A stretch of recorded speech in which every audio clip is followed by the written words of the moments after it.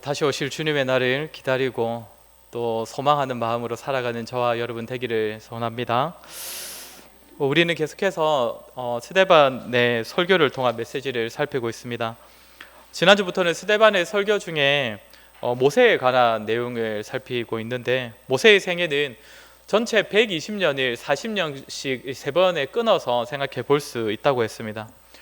지난주에 처음과 두 번째 40년을 살폈는데, 첫 40년은 모세가 애굽에서 자라던 시기였습니다. 말과 일에 능하고 신앙훈련까지 잘 되어서 자기 백성을 돌보고자 하는 그런 마음이 있었던 모세였습니다. 그러나 모세는 이 첫 40년의 끝에 자신을 거부하고 거절하고 오히려 협박하는 백성들을 보면서 자신이 부름받은 그 현장, 보내심을 받은 그 사역의 대상들이 어떤 자들인지를 깨달았습니다. 몇 마디 좋은 말로 설득할 수 있는 자들이 아니고, 조금만 헌신하고 섬기면 감동받아 변화되는 그런 사람들이 아니라 본성적으로 죄인인 자들, 죄를 가지고 태어나 타락한 인생을 살아가는 죄인이라는 것입니다. 그리고 두 번째 40년은 애굽에서 도망한 모세가 미디안에서 보내었던 시기입니다. 성경에는 이 시기에 대하여서는 기록이 많지 않습니다. 그러나 이 기간 끝에 자신을 부르시는 하나님 앞에서 보였던 이 모세의 반응을 본다면 모세가 이전과 무엇이 달라졌는지를 알 수 있습니다. 하나님의 보내심을 받은 모세 자신 역시도 동일한 죄인임을 드디어 깨달았다는 것입니다. 자신의 사역 대상인 저들만이 아니라 사실 자기부터가 아무것도 할 수 없는, 가망이 없는, 쓸모없는 죄인이라는 것을 깨달았다는 것입니다. 저와 여러분 역시 하나님께서 부르셔서 또 각자의 자리에서 사용하시는 자들이기 때문에 반드시 기억해야 할 사실입니다. 우리는 각자의 가정과 교회와 직장과 학교에서 부름받은 성도로서 나름대로 잘 해보려고 노력할 것인데 생각보다 쉽지가 않을 것이라는 겁니다. 우리의 노력이나 헌신에도 불구하고 성공과 열매를 경험하는 그 환희의 순간보다 때로 넘어지고 실패하여 좌절을 맛볼 때가 더 많을 것입니다. 그러나 그것은 하나님께서 우리를 고생시키시려는 것이 아니라, 하나님의 일이 실패한 것이 아니라 우리의 힘을 빼시는 과정으로 우리가 볼 수 있어야 합니다. 우리 자신이 누구인지, 우리가 만나서 섬기고 사역해야 할 대상이 어떤 사람들인지를 제대로 깨닫고 제대로 보게 하시는 것입니다.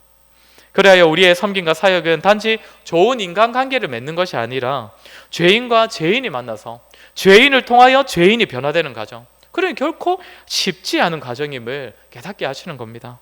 그래야 실패하더라도 절망보다는 우리 자신에 대한 기대와 소망, 또 상대방에 대한 막연한 기대를 다 내려놓고 다 버리고 우리의 마음과 생각이 오직 하나님만을 향하도록 하시는 것입니다. 여기까지가 우리가 지난주에 살펴보았던 내용입니다. 이제 오늘은 모세의 이 남은 인생에 대하여서 같이 나누도록 하겠습니다. 큰 주제 안에서 본다면 지난 설교와 그렇게 다르진 않습니다.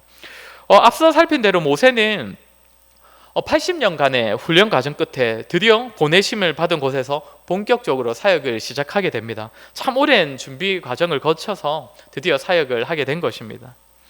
36절을 보시면, 오늘 본문 36절을 보시면 이 사람이 백성을 인도하여 나오게 하고 애국과 홍해와 광야에서 40년간 기사와 표적을 행하였느니라.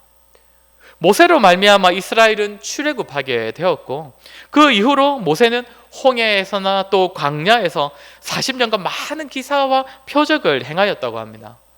물론 하나님께서 하신 것이지요.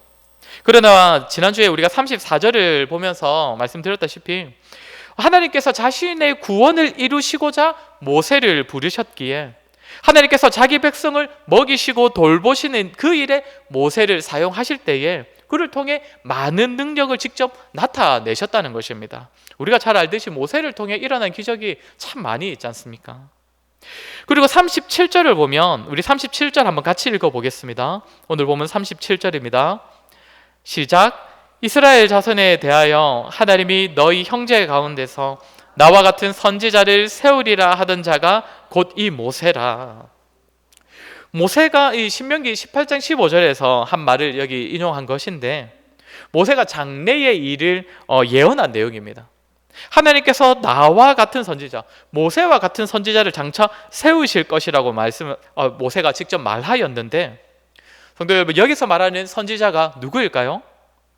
예수님이십니다. 예수님을 말합니다.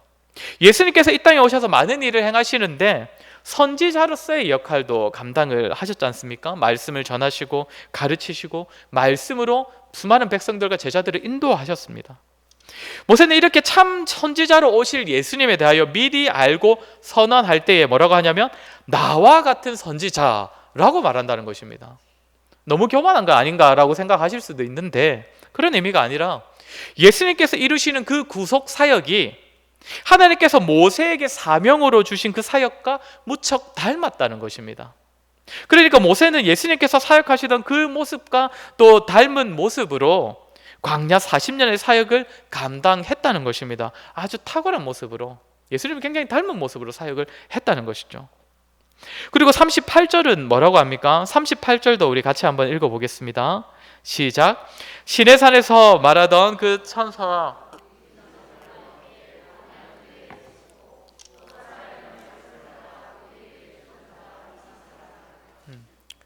이스라엘 백성을 광야 교회라고 지칭을 합니다. 최소 인원만 잡아도 200만 명은 좋게 넘을 것인데 그 엄청난 규모의 교회를 감당한 사람이 모세라는 것이죠. 그런 자들에게, 그런 수많은 자들에게 모세는 살아있는 말씀을 받아서 전해주었다라고 합니다.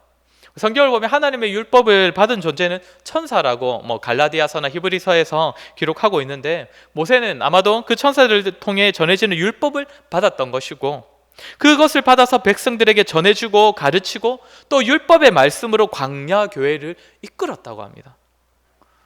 엄청나지 않겠습니까? 저는 5, 60명 되는 교회도 굉장히 부담되는데 200만 명 넘는 그 대형 교회를 모세는 다 인도했다는 것입니다. 이처럼 모세는 오랜 준비 과정, 오랜 훈련 기간을 통해서 아주 훌륭한 리더로 세워졌습니다. 하나님의 사역 현장에서 그를 통해 하나님의 능력이 눈에 띄게 드러나고 예수 그리스도의 구속 사역을 닮아서 사역하고 그 예수님의 구속 사역을 또 나타내고 또 율법으로 백성들을 가르치고 이끌었던 가히 이스라엘 최고의 리더라고 할 수 있을 그런 사람으로 그런 모습으로 사역을 했다는 것입니다. 그런데 이처럼 준비된 모세, 80년간의 준비 과정 끝에 탁월한 리더가 된 모세의 인도를 받는 백성들의 반응이 어떠했다고 합니까? 우리 39절을 보시면 우리 조상들이 모세에게 복종하지 아니하고자 하여 거절하며 그 마음이 도리어 애굽으로 향하여, 이런 모세인데도 그 모세에게 복종하지 않았다고 합니다. 늘 복종하지 않거나 늘 반란을 일으키고 그랬던 그런 것은 아니지만 스데반은 당시 이스라엘의 모습을 전반적으로 말한다면 결국에는 모세에게 복종하지 않는 모습이었다라는 것이죠. 그리고 백성들의 마음은 애굽을 향해 있었다고 합니다.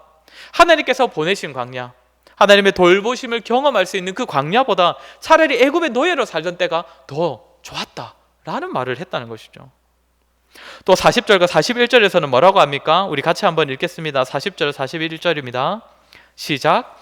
아론더러 이르되 우리를 인도할 신들을 우리를 위하여 어떻게 되었는지 알지 못하노라 하고 그때에 그들이 송아지를 만들어 그 우상 앞에 제사하며 자기 손으로 만든 것을 기뻐하더니, 우리가 잘 아는 출애굽기 32장에 나오는 이 금송아지 사건을 의미합니다.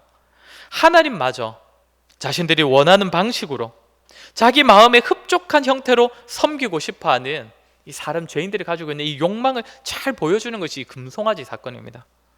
41절의 표현을 보십시오. 자기 손으로 만든 것을 기뻐하니, 자신을 부르시고 말씀하시고 인도하시는 하나님이 아니라 자기들이 원하는 모습으로 하나님을 만들어 섬기고 자기들이 원하는 방식으로 제사하기를 기뻐했다는 것입니다. 하나님마저 자신들이 원하는 대로 부려먹고 싶은 것입니다.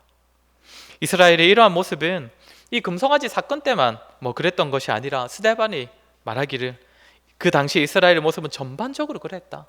하나님마저 자기 아래 두고 싶어 했다라는 것이죠. 성도 여러분, 모세의 마음이 어떠했겠습니까?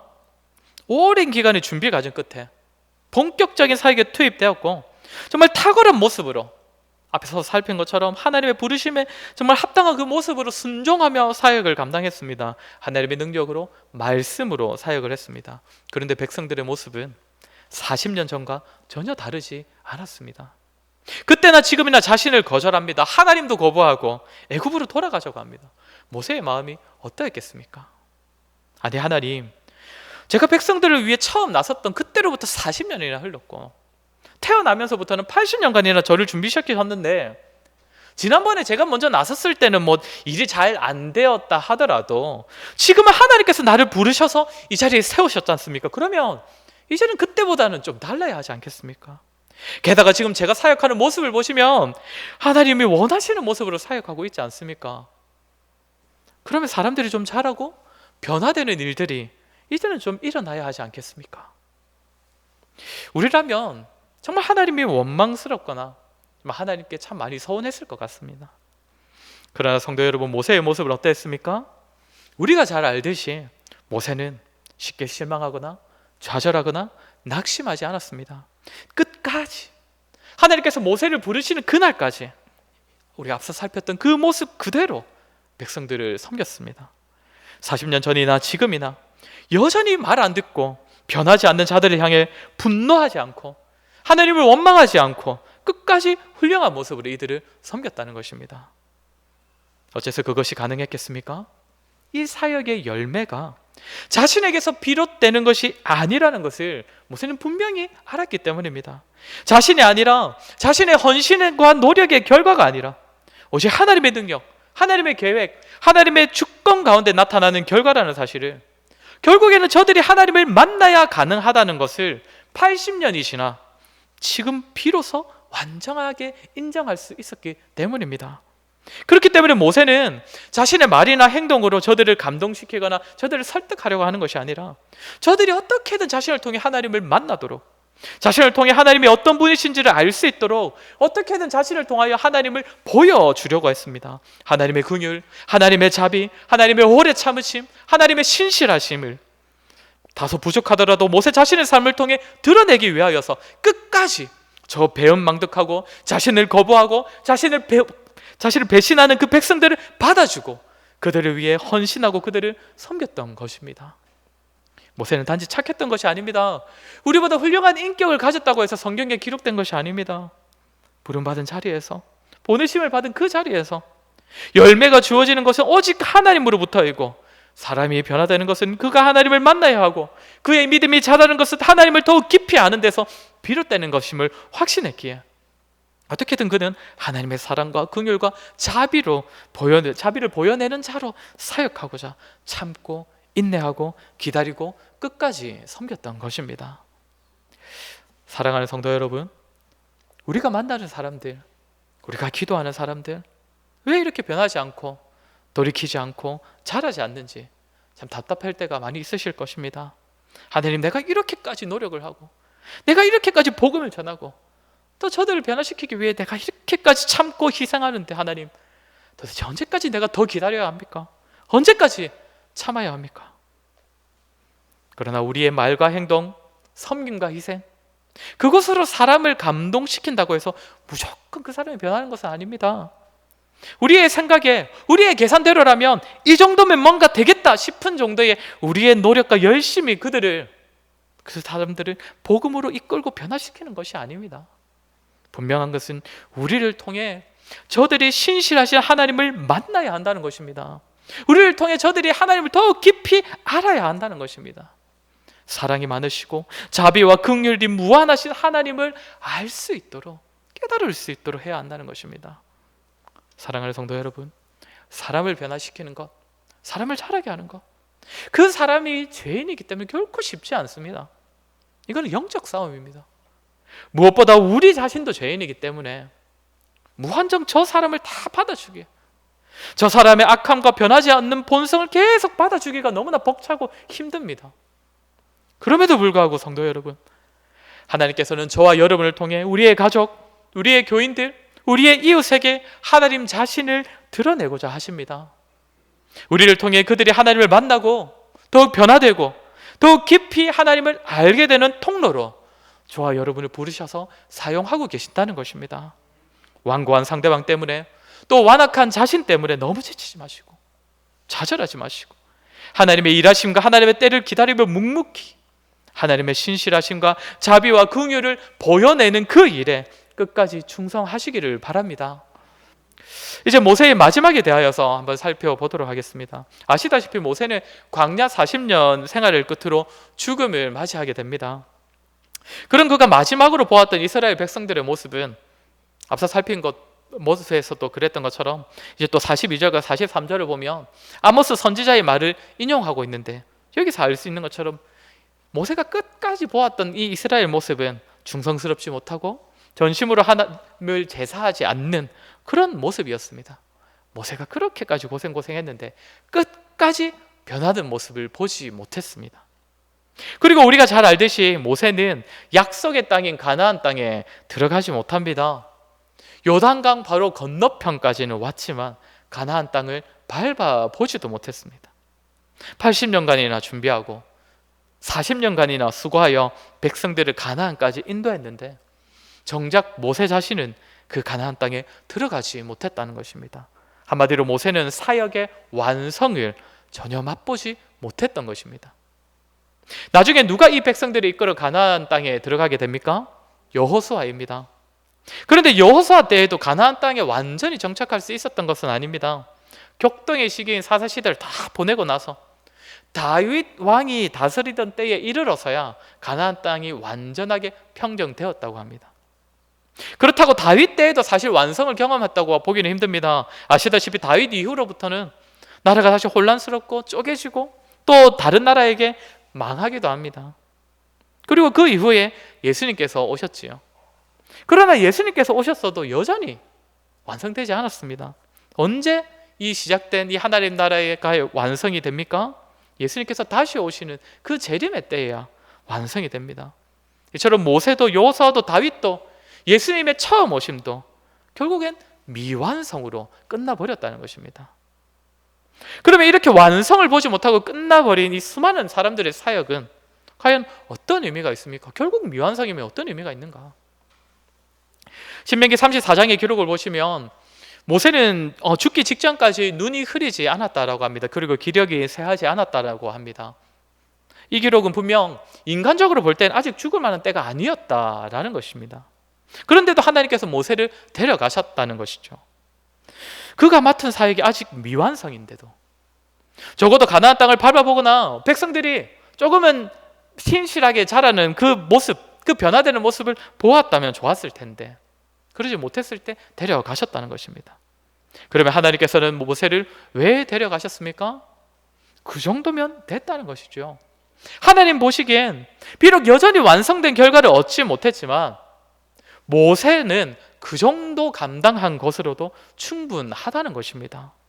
비록 모세가 자신의 사역의 열매, 완성된 결과를 자신의 때에는 보지 못했지만 모세의 사역과 그가 주도한 사건들은 후대 사람들에게 분명한 본이 되었습니다. 광야와 같은 세상에서도 백성을 돌보시는 그 하나님, 또 출애굽이라는 사건을 통하여서 자기 백성을 반드시 구원하시는 그 하나님이 모세 때에 분명하게 드러났습니다.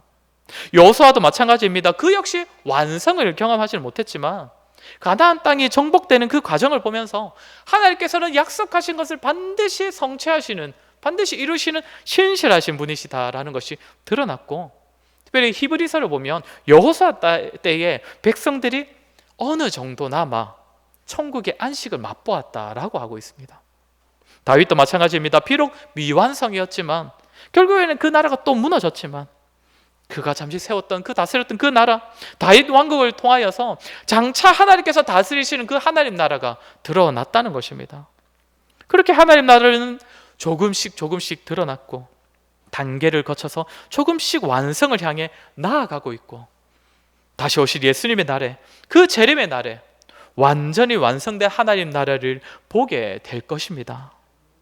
이처럼 하나님으로부터 부름받아 사역한 자들의 모든 섬김과 헌신이, 그 수고가 비록 완성된 결과를 보지 못했다고 하더라도 아무 의미가 없는 것은 아니었습니다. 모든 자들의 수고와 섬김이 한 조각이 되어서 하나님 나라의 한 부분이 되어서 또 시대마다 연결하는 그 다리가 되어서 귀하게 쓰임을 받았다는 것입니다. 사랑하는 성도 여러분, 저와 여러분도 동일합니다. 우리 모두는 완성이 아니라 한 조각, 한 부분을 감당하는 자들입니다. 우리가 부름받은 자들의 자리에서 탁월하게 열심으로 섬겨야 하지만 아무리 노력해도 결국은 미완성을 감당하게 될 것입니다.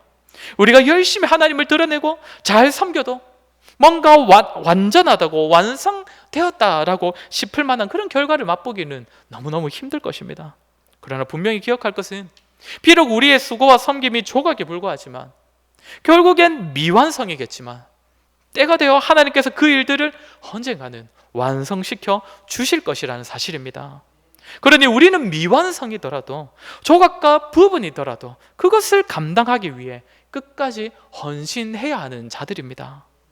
그렇게 우리 가족을 변화시키는 것, 성도 한 사람을 섬겨서 자라게 하는 것, 세상에서 만나는 이웃에게 복음을 전하여 그를 변화시키는 것, 그 모든 일에 하나님께서는 우리를 부르셨지만 절대 우리만으로 충분한 것으로 부르신 것은 아니라는 것입니다. 우리는 부분, 조각, 잠시 한때의 사역을 감당하는 자들입니다. 예전에 전도 훈련 같은 거 받아보면 그런 얘기 자주 들었습니다. 우리가 지금 전도하는 사람, 우리가 복음을 전하는 저 사람이 반드시 나의 때에 나에게로 열매로 주어지는 것은 아니다. 그러나 반드시 저 사람이 우리 교회에 오는 것은 아니더라도 다른 사람에게 또 전도돼서 다른 교회를 가게 되더라도 현재 내가 뿌린 씨앗이 열매를 거둔 것이다. 지금 우리가 노력하고 수고한 그 열매가 저 사람에게서, 저 교회에서 이제 거둬진 것이다. 그렇게 볼 수 있어야 한다 라는 말 자주 들었습니다. 모든 하나님의 일이 마찬가지입니다. 우리가 감당하는 것은 조각조각, 그리고 한때 일부입니다. 그러나 반드시 때가 되면 그 조각이 엮여서 눈에 띄는 성과를 거둘 것이고, 그 성과들이 또한 조각이 되어 엮여 하나님 나라의 완성이라는 완전한 열매를 거두는 데에 일조를 하게 될 것입니다. 그러니 지금 우리가 맡은 일들, 감당하는 사역들, 현재 내 눈에 아무런 성과가 없고 열매도 없고 변화도 없고, 그렇다고 그것이 아무 의미가 없는 것은 아니라는 것 반드시 기억하시기 바랍니다. 가족의 변화를 위하여 기도하고 또 전도하시느라 수고하시는 분 많이 계시지요.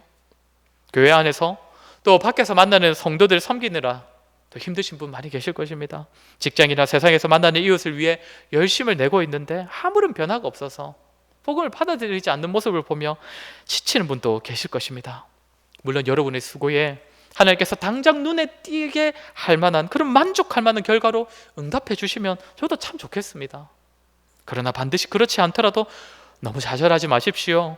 여러분의 그 수고, 그 눈물, 그 헌신이 우리 하나님께서 열매를 위한 하나의 조각으로 사용하셔서 때가 되었을 때에 반드시 열매를 허락하실 것입니다. 무엇보다 우리의 눈물의 그 수고와 헌신이 다시 오실 예수님의 날에 완성될 그 하나님 나라에 적게나마, 조각으로나마 쓰임받는다는 사실을 기억하시고 기뻐하시기 바랍니다. 그리고 이 원리를 기억하시면서 서로와 동력하기에 힘쓰시기 바랍니다. 좀 전에 말씀드린 것처럼 우리는 자기 혼자서 열매를 거둘 수 있는 자들이 아닙니다. 그것은 하나님 나라의 원리가 아닙니다. 각자가 자신이 맡은 것은 하나의 부분, 하나의 조각에 불과하다는 사실을 기억하여서 서로와 함께 할 때에, 다른 사람과 동력하기를 힘쓸 때에 우리는 사역의 현장에서 어느 정도의 완성과 열매를 어느 정도는 경험할 수 있을 것입니다. 나의 일을 남이 돕는 것 아니고, 남의 일을 내가 돕는 것 아니고, 함께하여, 말 그대로 동력하여 주의 일을 감당하는 것이 조각과 부분을 감당하는 성도들이 하나님 나라와 이 땅의 교회를 세워가는 방식입니다. 저와 여러분, 우리 모두가 열매는 오직 하나님께로부터 온다는 사실을 기억하여 하나님의 신실하심과 하나님의 성품을 각자의 자리에서 보여내는 자들이 되었으면 좋겠습니다. 또한 우리의 섬김과 우리의 헌신은 우리의 사역의 열매와 하나님 나라를 위한 일부라는 것, 조각이라는 사실을 기억하여서 당장 눈에 보이는 것으로 열매를 판단하거나 좌절하지 않고 끝까지 묵묵히 최선을 다하고 또한 서로와 동력하기를 기뻐하는 저와 여러분 되기를 주의 이름으로 간절히 소원합니다. 우리 이 시간에 들은 말씀을 기억하며 한번 같이 기도했으면 좋겠습니다. 우리 모두는 변화되기를 바라는 사람들 있을 것이고 또 그런 현장이 있을 것입니다. 가족들, 만나는 성도들, 이웃들, 내가 이만큼 노력하고 기도하고 기다렸으면 하나님께서 이제는 좀 눈에 보이는 결과를 허락해 주셔야 하는 것 아닌가 하는 생각이 들기도 할 것입니다. 그러나 모든 것이 하나님께 달려있고 변화도 완성도 오직 하나님께 달려있음을 우리가 기도 가운데 다시금 인정했으면 좋겠습니다. 그리고 당장 내 눈앞에 결과가 없어도 우리의 노력과 헌신이 아무 의미가 없는 것은 아니라는 것을 우리가 기도 가운데 고백했으면 좋겠습니다. 우리의 시간 기도할 때에 하나님, 우리가 부름받은 모든 자리에서, 가정과 교회와 직장과 학교에서 나의 노력과 헌신을 의지하는 것이 아니라 모든 것이 하나님께 달려있기에 어떻게든 하나님을 드러내는 삶을 살아가는 우리가 되게 하여 주시옵소서. 하나님의 자비와 긍휼과 신실하심이 우리를 통해 드러나서 그들이 우리를 통해 하나님을 만나고 변화되는 일들이 있게 하여 주시옵소서.